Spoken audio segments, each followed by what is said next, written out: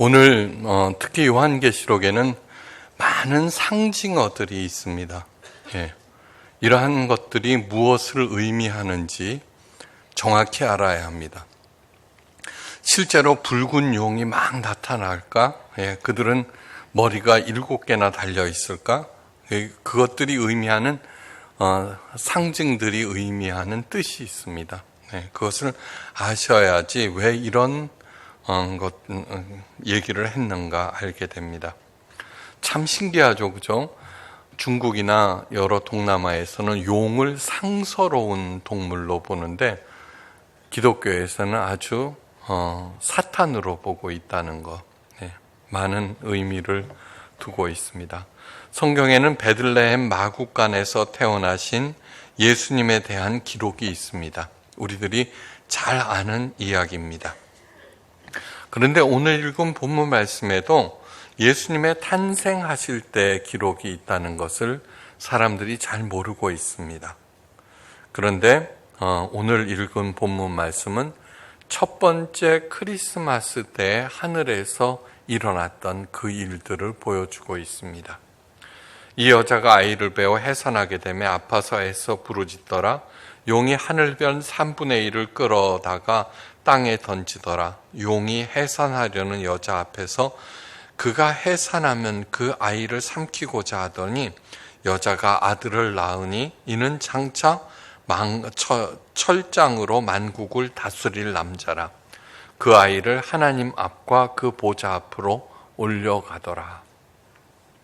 용이 자기가 땅으로 내어 쫓긴 것을 보고 남자를 낳은 여자를 핍박하는지라 여자 뒤에서 뱀이 그 입으로 물을 강같이 토하여 여자를 물에 떠내려가게 하려 하되 땅이 여자를 도와 그 입을 벌려 용의 입에서 토한 강물을 삼키니 용이 여자에게 분노하여 돌아가서 그 여자의 남은 자손 곧 하나님의 계명을 지키며 예수의 증거를 가진 자들로 더불어 싸우려고 바다 모래 위에 섰더라. 실제로 일어나는 일이 아니라 많은 상징들을 가지고 있는 그러한 이야기입니다.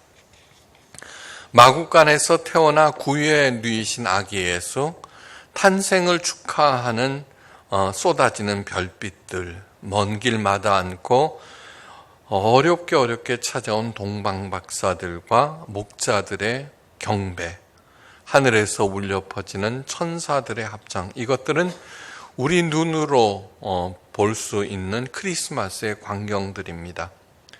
그런데 요한계시록은 태어난 아기 예수를 삼켜서 인간들을 구원하지 못하게 하려는 사탄의 그 집요하고도 무시무시한 싸움을 그리고 있습니다. 이 싸움은 육안으로는 볼 수 없는 광경입니다.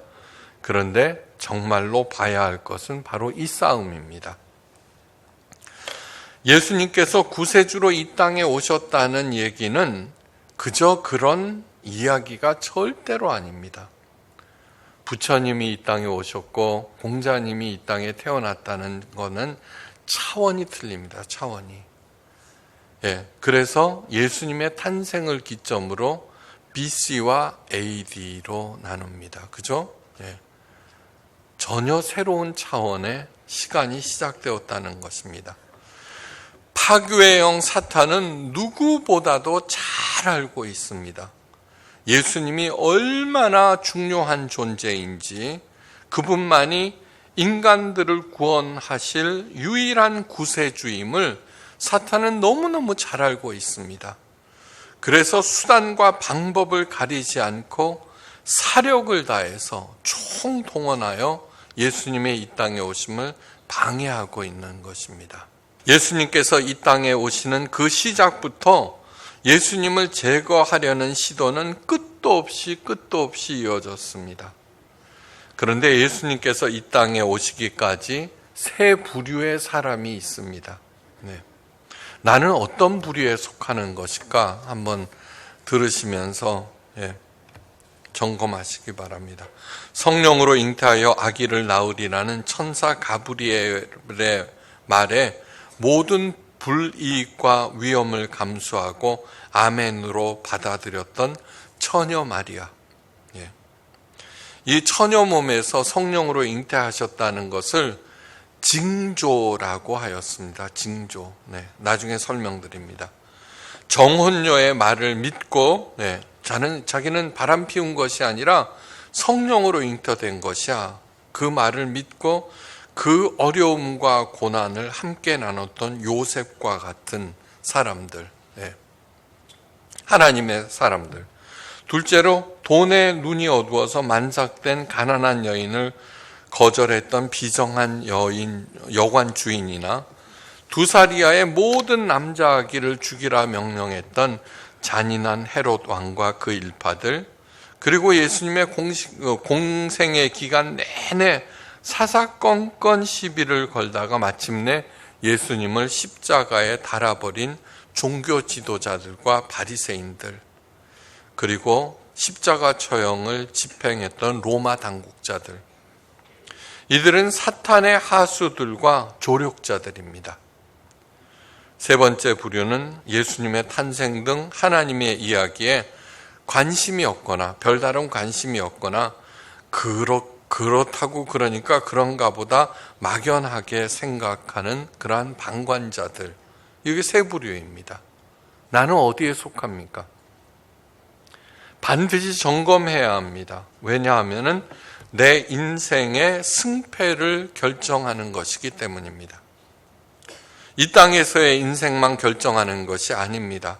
나의 영원한 인생을 결정하는 너무나 중요한 단 한 가지 조건이 바로 이것입니다. 요한계시록은 두 번째 부류의 사람들에게는 참 회개를, 진정한 회개, 정말 내가 잘못했구나. 세 번째 부류의 사람들에게는 결단을 촉구하는 그런 책입니다. 마지막 날에 이러한 일들이 일어난다. 회개하지 않으면은, 결단하고 돌아서지 아니하면은 너희들은 죽는다라고 하는 경고의 말씀입니다. 일곱 번째 낫발이 울리자 먼저 하나님의 보좌에 둘러있던 24 장로들이 소리 높여서 외칩니다.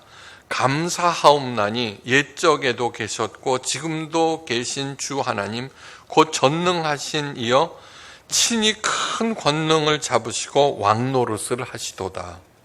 이방들이 분노하며 진노가 내려 죽은 자들을 심판하시며 종 선지자들과 성도들과 또 작은 자든 큰 자이든 주의 이름을 경외하는 자들에게 상을 주시며 또 땅을 망하게 하는 자들을 멸망시키실 때로소이다.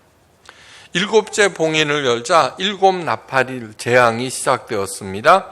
이제 일곱 번째 나팔 소리가 풀리자 마지막으로 있을 일곱 대접 재앙을 알리는 열리기 시작했습니다. 이 일곱 대접 재앙은 무엇이냐 하면은 앞으로 일어날 일들, 점점 그 강도가 세워졌죠. 이것은 뭐냐 하면은 일곱 대접이 어떤 것인지를 24 장로들이 행한 경배 찬송에 드러내 있습니다. 키워드는 전능하신 이의 왕노릇과 땅을 망하게 하는 자들을 멸망시킬 때라는 것입니다. 다시 말해서 일곱 대접 재앙은 땅을 망하게 하는 자 사탄을 멸망시킬 마지막 시기라고 하는 것입니다. 이제 앞으로 일곱 대접 재앙 시리즈가 계속되는데 그 직전에 있는 일들. 이어서 놀라운 광경이 펼쳐졌습니다. 해를 옷 입은, 태양을 옷 입은 한 여인이 그 발은 달을 밟고 머리에는 12별이 반짝이는 관을 쓰고 있었습니다. 그런데 이 여인은 만삭의 몸으로 지금 출산을 앞두고 진통 중입니다. 그런데 더욱 놀라운 광경이 연이어 일어납니다. 이번에는 무시무시하게 생긴 붉은 용이 머리는 7에 뿔은 10이나 달려있고 그 여러 머리에는 7 왕관이 씌어져 있었습니다. 그 힘 또한 엄청나서 꼬리를 한번 휘두르니까 하늘의 수많은 별 3분의 1을 끌어다가 땅에 던졌다는 것입니다. 이 사탄은 뭐예요? 용은 사탄이죠. 그죠? 사탄은 가브리엘, 미가엘, 루시퍼 이 천사장들인데 천사들의 3분의 1씩 이렇게 관장합니다. 그러니까 자기의 부하들을 갖다가 땅에다 흩어버렸다는 그러한 뜻입니다. 근데 그 붉은 용의 시선은 진통하는 여인에게 꽂혀 있었는데 곧 태어날 아기를 삼키기 위해서였습니다. 곧 이어서 아기가 태어났습니다.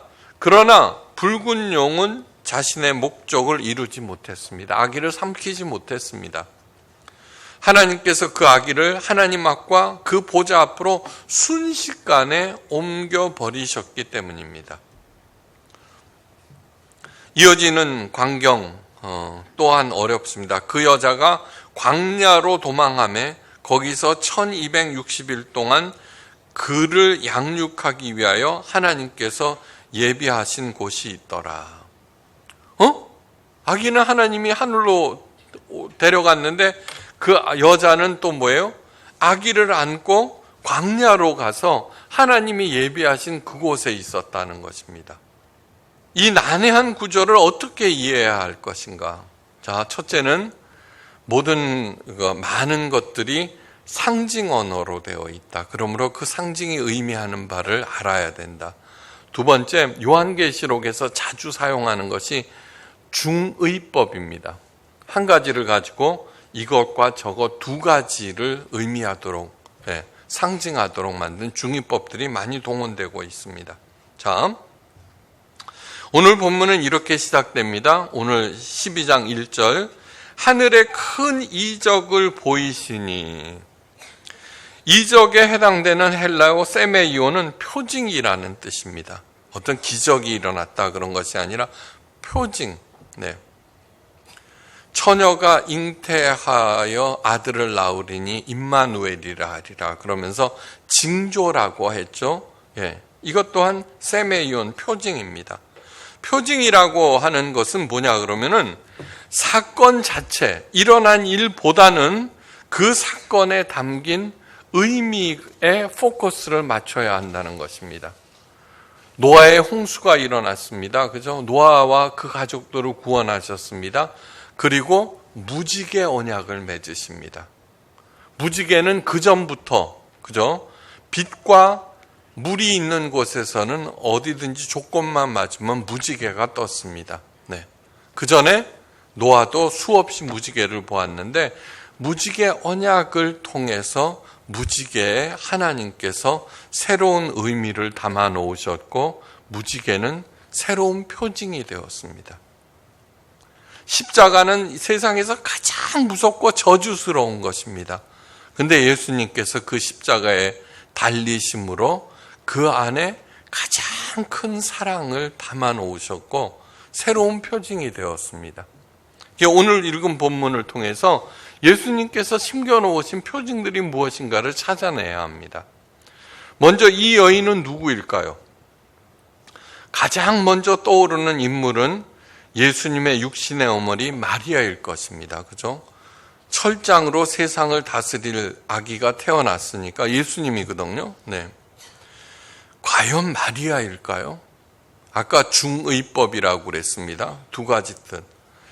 마리아가 예수님을 낳았습니다. 그런데 이것은 한 사건입니다. 이 사건에서 하나님께서 우리들이 깨달아 알기를 원하는 표징은 전혀 차원이 다릅니다. 전혀 차원이 다릅니다. 첫째, 성경에서 삼위일체 하나님 외에 어떤 인물도 절대로 신격화하지 않았습니다. 절대로 신격화하지 않았습니다. 모세, 엄청난 영도자입니다. 그죠? 모세도 가나안 땅에 못 들어가게 했고 바울도 마찬가지입니다. 어떤 사람도 신격화하지 않았습니다.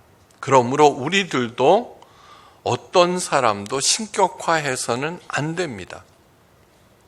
사람은 믿음의 대상이 아니라 사랑의 대상이고, 훌륭한 사람은 뭐예요? 존경의 대상입니다.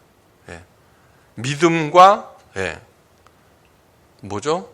경배의 대상이 그 어떤 사람도 될 수 없습니다. 그것을 알고 있는 성경이 해를 태양으로 옷 입고 발을 밟고 있다고 마리아를 그렇게 신격화시켰겠습니까? 말도 안 됩니다. 이거는. 가톨릭은 하나님의 표징을 읽지 아니하고 사건 자체에 부각하여서 성자 예수님을 낳았다는 이유로 마리아를 하나님 차원으로 높였습니다. 예. 하나님과 나 사이의 중보자는 오직 예수님밖에 없거든요. 네, 예수님밖에 없거든요. 근데 가톨릭에서는 마리아라고 그랬습니다. 틀립니다.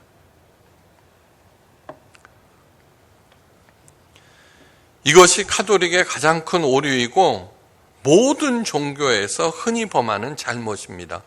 좀 그럴듯한 사람을 다 신격화시키고 부처님으로 만들어 놓고 섬기고 그렇죠. 예. 이 여인이 마리아가 아닌 증거는 요한계시록 12장 17절에 나와 있습니다. 자, 용이 여자에게 분노하여 돌아가서 그 여자의 남은 자손 곧 하나님의 계명을 지키며 예수의 증거를 가진 자들과 더불어 싸우려고 바다 모래 위에 섰더라. 예. 그 여자의 남은 자손 곧 예수의 증거를 가진 자, 하나님의 계명을 지키는 자, 성도들을 의미합니다. 예. 만약에 그 여인이 마리아라면 우리들이 뭐예요? 우리들은 마리아의 자손이라는 웃기는 결론이 나오죠. 그죠? 예. 그러니까 이 여자는 마리아가 아니라는 뜻입니다. 다시 말해서 해를 덧입고 발을, 그 다음에 또 뭐냐 그러면은 12관을 썼다고 그랬죠. 12관. 예. 12관은 새 이스라엘, 내 12지파 우리들을 상징합니다. 마리아가 그러면 왕이네, 우리들의. 그렇게 높인 적이 없다고 끝도 없이 말씀드렸습니다. 예. 지금까지 예수님의 모습이 계속 등장했죠. 그죠? 그 모습은 이 땅에서 태어나 공생애를 보내시고 십자가 처형을 당하시고 부활하신 그런 당당한 모습, 장군의 모습, 때로는 백마를 타신 모습으로 나타나셨어요. 그런데 지금 본문에서는 갓 태어나신 어린 아기로 등장하십니다. 이러한 사실은 첫째, 요한계시록의 내용이 절대로 시간순의 배열이 아니라는 또 다른 증거이죠. 네. 정말 중요한 것은 각 사건, 각 광경에 담아놓으신 하나님의 의도예요. 네. 다시 말해서 오늘 본문을 통해서 마리아를 신적인 존재로 부각시키려는 의도는 하나님한테는 눈꼽만침도 없어요. 그죠? 이걸 갖다가 거기다 갖다 붙이면은 잘못되는 거예요. 이 여인이 의미하는 것은 뭐냐면 교회예요. 교회. 자, 중의법이라고 했어요. 우리 교회는 뭐예요? 그리스도의 신부이자 하나님의 신부예요. 하나님의 신부. 교회는. 예. 그래서 교회, 우리들은 하나님을 아버지 밑으로 모인 한 형제 자매들이에요. 그러니까 교회의, 어머니 교회의 그 자손들이라고 칭할 수 있어요. 또 나가서는 어떻게 돼요? 예수님의 몸이 교회라고 그랬죠. 주의 몸된 교회, 몸된 교회 그랬죠. 이 말 뜻은 뭐냐 그러면 예수님께서 이 땅에 오신 여러 가지 이유들이 있지만 그 중에 중요한 것이 뭐냐 그러면 교회를 세우기 위한 거예요. 네. 부활 승천하셨어요. 네. 그리고 성령을 받았어요. 뭐예요? 예수님께서 가르치신 그 모든 것을 생각나게 하기 위해서 성령을 받았어요. 교회는 성령의 산물이에요. 동시에. 왜 그래요? 예수님께서 공생의 기간 동안 이 땅에서 행하신 모든 가르침과 행위들을 주의 몸된 우리 교회가 이어받으라는 거예요. 사람들을 살리라는 거예요. 교회가 내가 행하고 있는 일, 내가 하나님의 그 어린 양의 신부라면은 지금 내가 행하고 있는 이 일이 과연 상대방을 살리는 것인가? 그것을 헤아리셔야 돼요. 헤아리셔야 돼요. 해를 입었다는 것은 교회가 태양을 입었습니다. 그것은 하나님의 영광을 입었다는 뜻이고, 달을 밟고 있다는 것은 교회의 통치성을 얘기해요. 네. 머리에 쓴 12별은 새 이스라엘의 12지파, 곧 우리들을 상징해요.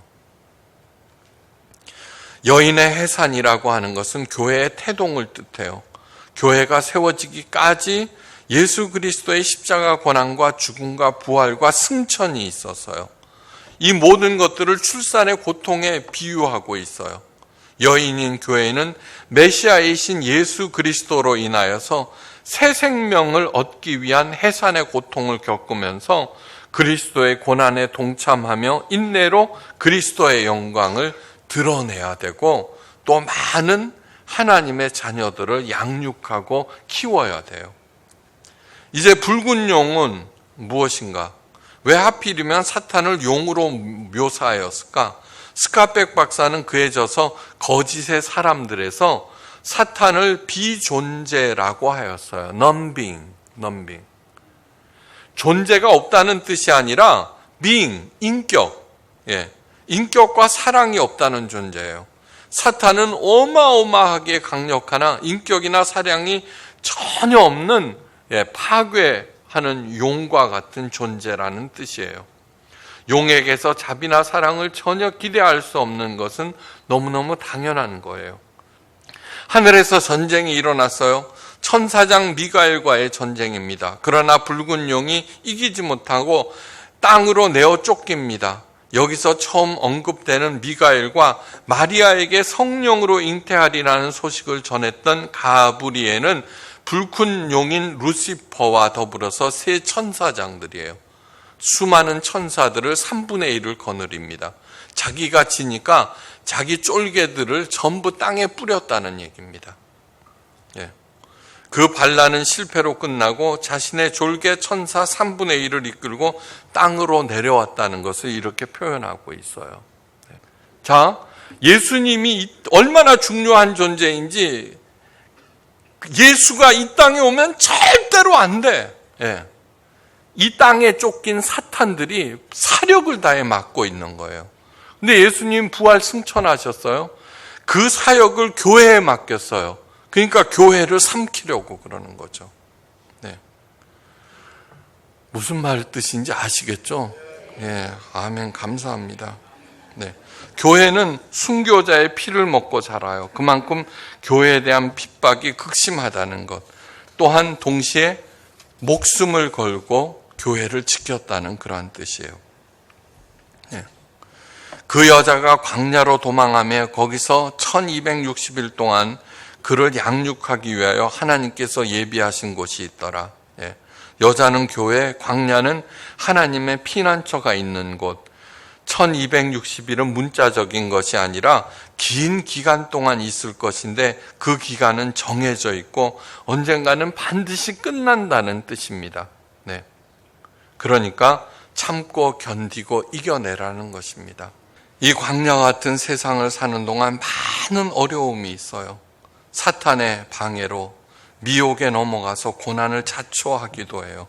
그러나 하나님께서는 그 자녀들을 보호하시고 공급하시고 인도하세요. 그리고 마침내 그 사탄의 세력들을 박멸하시고, 그러므로 우리가 해야 할 일은 어떠한 경우에도 하나님의 손을 놓지 않는 거예요. 참고 견디고 서로 격려하면서 눈에 보이는 것들에 미혹당하지 아니하시고 정조를 지키면서 최후의 승리에 동참하시기를 주의 이름으로 간절히 축원합니다.